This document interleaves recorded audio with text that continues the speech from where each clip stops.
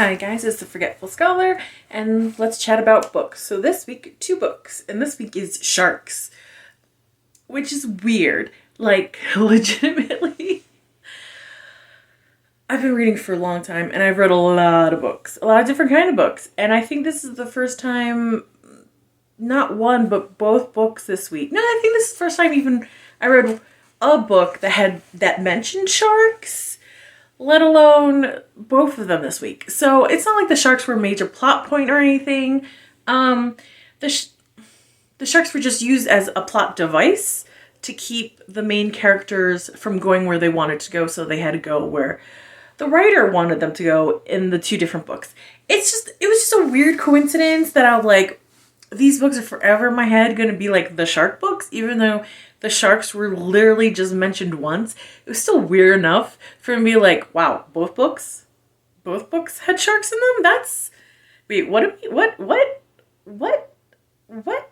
Anyway, so the first one, I'm going to do the romance novel first. So the first one is Desert Island Duke, a Ruthless Rivals Novella by Kate Bateman. Okay, so this was 3 stars. It is a historical, straight romance. It's supposed to be enemies to lovers. Look, I love the trope of enemies to lovers, right? But it has to be done well. Like, a lot of contemporary enemies to lovers, I don't buy it, because, like, there's not really stakes. And in this, it wasn't so much enemies to rivals. It was more like, oh, my secret crush, so I can't let them know I have a crush on them, so I'm gonna be, like, witty and banter with them. And this was 3 stars. And the fun banter is the reason it's 3 stars. Because this was not enemies to lovers. This was secret crush to, love story. So that's what this was. So, and I mean, I'm enjoying Kate Bateman's story so far. It was cute. It did strike me that the main female, and this is Carolyn, kind of remind me of the other Emma from the last book. They kind of very similar, like bossy, funny, bantery, intelligent, not like other girls in the ton. They like science and things like that. Emma liked botany. This one, I don't remember what they're called. Entomology, the study of like insects. Her father studies butterflies and she likes tarantulas. Oh. Okay, girl, you do you, but do that over there.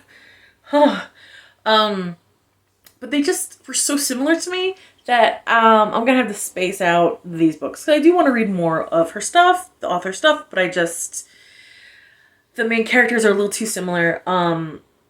Last character was named Chris from the last week's book, and this book, his name is Max. They were a lot alike, except Max had a sense of humor, which I love, but that was kind of the only thing. So she's traveling back from Madagascar with her family, and he is traveling back from visiting his cousin in India, and they are shipwrecked. And they know each other because her older brother William is like BFFs with Max, right? And Max is a duke, and Max kind of always went to their home during the holidays, and he would always tease her and pick on her because even back then, I guess pulling pigtails or whatever, okay. And she would banter and back, and he loved that because she wasn't like falling all over him because he's the duke or whatever. But she's like, oh, I hate him, like convincing herself she hates him even though she like dreams about him. And he knows he doesn't hate her, but he's like, I'm too young to settle down. I gotta sow my wild oats. So he doesn't want to like ask for her hand in marriage, but gets super jealous when she's out in the ton searching for a husband. And he was always grateful that it didn't happen. And then he almost dies in the war against Napoleon. And he realizes, I have to stop acting a fool. And then he decides to start courting her. So he purposely maneuvered his way coming back from India on the same boat as her and her family because he wanted to like not antagonize her and like kind of like court her properly, which I appreciate. Don't get me wrong, I like Max. I like Carolyn. Carolyn was a little too much like Emma for my taste, but I still like that kind of archetype. It's well done being like bossy, independent, an independent woman, especially in that time, without being like bitchy. Especially like this is for a modern audience, right? So you have to be careful on how you do this. But I felt like how she does these independent women in this time period really well done. Because I'm like, yeah, they exist in this time period. I totally believe they exist in this time period. I have no problem with that. They're stranded on a desert island, and the rest of her family and the rest of the crew stranded on the other side, a different island, like right across from it. You could kind of see each other, like when they wave and stuff, they know the other person's waving back to say that they're okay. So it's sort of like that, but her and Max are on the desert island by themselves. He pretends he doesn't remember her when he first wakes up for like a second, and she like does this lie that he's poor, and I was like, he's probably gonna know she's lying, and he knew she was lying. I was like, okay. There wasn't a lot of conflict, which is fair, it's a novella, whatever. The weird thing about this book, and why they can't go over to the other island where her family is, because sharks. Hey, they made an appearance. I was like, huh? Okay, this is the second book this week. Sharks in it, but okay. So what got me is that they're on the desert island, right? And they have to survive, and they do all these things that I'm like, oh wow, this is very clever, very well researched. You know, this isn't it doesn't strain my sense of disbelief because everything seemed very realistic. You know, especially for a daughter who grew up with, you know, in a scientific family, and a guy who, you know, survived a war, you know what I mean? In this time period. Weirdly enough, what I got focused on, because to make a fishing hook, he ripped apart her stays. And if you saw stays, how do I explain stays? They're like basically bras, like corset. They're like corsets, you know what I mean? Yeah, I guess that would be the best way to describe them. Corsets, right? And like he ripped it apart and took the steel rod out of it. And I was like, oh, I thought stays were made with whalebone. Oh, okay. All right. And then somehow, because he's Superman, bent the steel and then used just a tiny little pocket knife to sharpen the steel point. And I was like, I don't think that's how that works.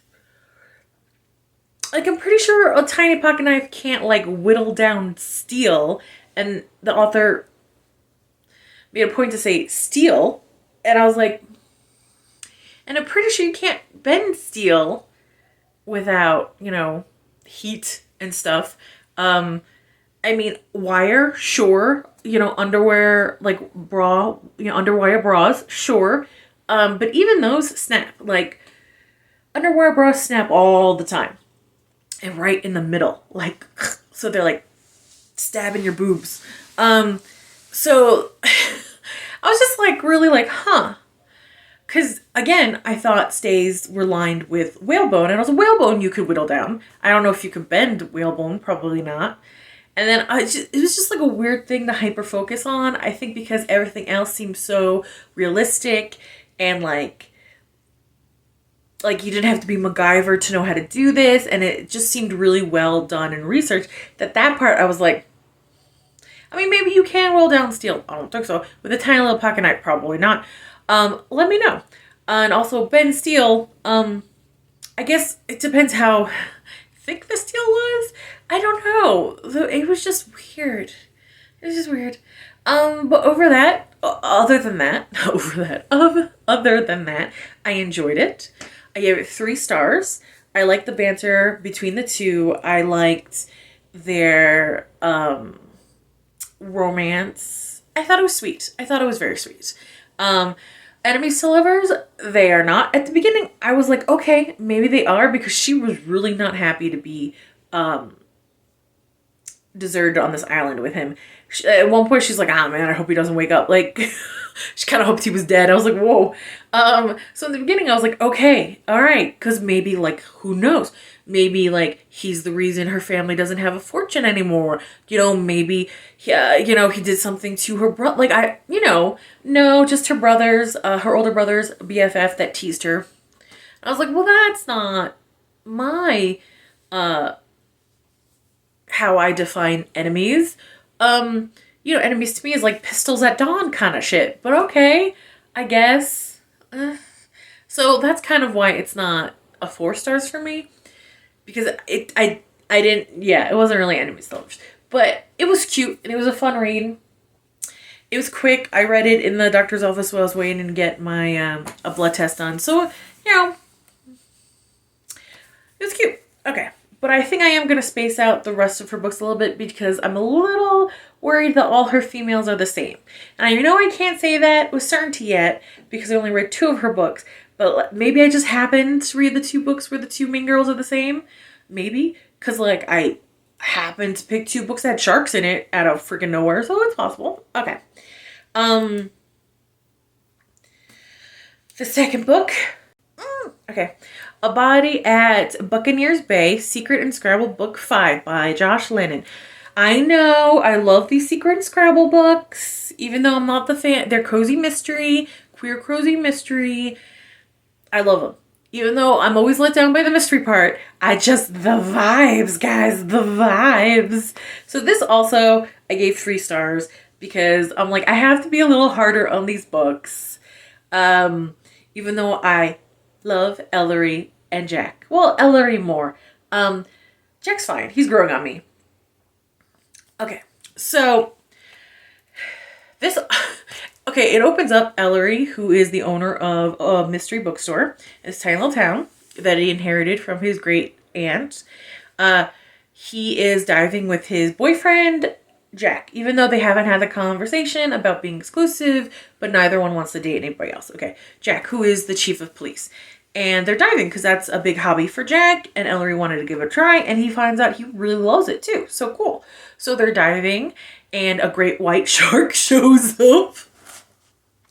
Like, personally, my biggest nightmare. But okay. Not that I'm afraid of the ocean. I'm not. I love the ocean. It's just, even though I'm not afraid of the ocean, I'm pretty sure I would shit myself if a great white shark just showed up. You know what I'm saying? Like, who wouldn't? Anyway. So instead of going where they were planning to go, Jack steers Ellery into this kind of a sunken ship that he's explored before. And there's like a little air bubble. They could come up and talk, and Jack is like, you know, we'll just wait the guy out. You know, they're not aggressive. He's not coming after us. He's circling another prey, which looked like a school of fish, so it'll be fine. You know what I mean? Cool. I was like, sharks, okay. Never mentioned again, but I'm just saying, what a weird coincidence, right? I mean, I think it's weird coincidence. None of the book I've ever read have ever had like a shark make an appearance. Anyway. So they're like, okay, cool. And then, because their air's running out, so, you know, they're swimming back. And Ellery happens to find like a 1950s, 1920s 1920s diving suit. But the thing that gets confusing, they're also used in the 50s. Anyway. And it freaks Ellery out. Jack sees it, and Jack like pulls it up to the boat that they were fishing on. And it turns out there's a dead body in it. Because it's Ellery, and he's just becoming the next Jessica Fletcher. I mean, dang. So it turns out there's a dead body in it. Hey, mystery start, let's go. So there's a whole mystery behind who was even in there, because the suit is from the 20s, but there is a missing person from the 50s that it might be, right? And then on top of that, Ellery gets a poison pen letter, and I forgot about that. It's like a threatening letter, you know, and I forgot about that because that happened in the first book, happens again. And on top of that, his parents are visiting, which is cute. You know, Ellery's a lot like his mom, which I think is adorable. You could tell how much he adores his stepfather. It's cute. It's a cute time. It's a cute time. Jack makes a point of, even though it's a crazy week because they're having some kind of festival there, so it's like hugely busy, and with the murder, Jack still takes time off to come meet the parents, which I thought was really sweet. The mom doesn't really like Jack, which I thought was pretty funny, and I felt her reasons were realistic because she kind of like, oh, if Ellery's serious with Jack, he's never going to move back to New York. The stepdad, George, he's like, Ellery's never moving back. Even if he wasn't with Jack, he loves it here. He's not coming back. So eventually, she comes around. But it seemed really realistic to me. You know what I mean? And the doctor from the last couple books, who's always hitting on Ellery, even though and Ellery wants to be his friend, so they go out to dinner sometimes, but he lets the doctor know, just friends, he cares about Jack, Jack gets a little jealous, is like popping up everywhere in this book, and I'm like, okay, maybe I'm wrong, I probably am, but I feel like the threatening letter and the doctor are connected. Like, is the doctor stalking him and threatening him? Because, like, the doctor just pops up all the time. And he's not being used as, like, the typical jealousy device. So I'm wondering what's going on there. Again, I haven't read enough of this author stuff to kind of figure out what they're doing with this doctor. But I'm like, I see you. You ain't right. Something's going on, And then Jack has an ex show up in college before he met his wife that has passed. Shows up, and Ellery gets all jealous. Which is like, yeah, it's your turn to get jealous. And then a wealthy widow who was accused of her husband's murder but apparently, got off scot-free, or they couldn't prosecute, whatever. She hires Ellery to figure out who's trying to kill her, because someone's trying to kill her. Jack's not happy with that. They get into a huge fight, guys. Like, a huge fight. Like, to the point where, like, I was so invested in their relationship that I stayed up and finished the book one go. It's not a big book. It's like 300 pages. No, like 250, I think. But, like, I was like, I'm finishing this. I need to know my baby boy Ellery's okay.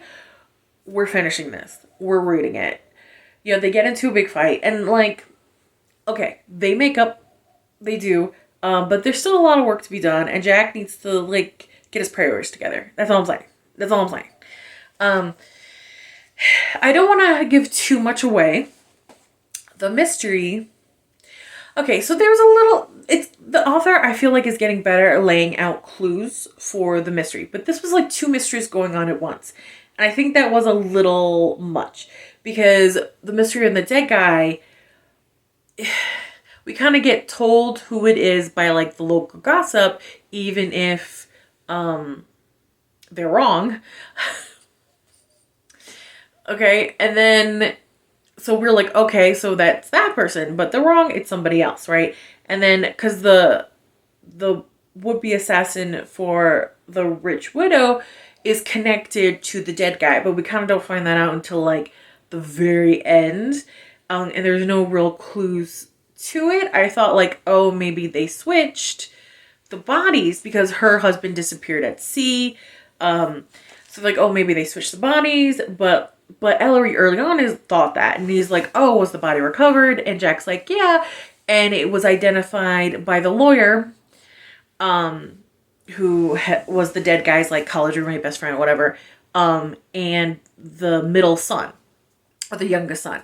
So, and Jack's ex is, like, the middle son of this wealthy family, so it makes things a little complicated, right? So we're kind of like, oh, okay, so it's not that person because of that. So, like, the clues that, like, oh, maybe it is, doesn't happen to, like, the end.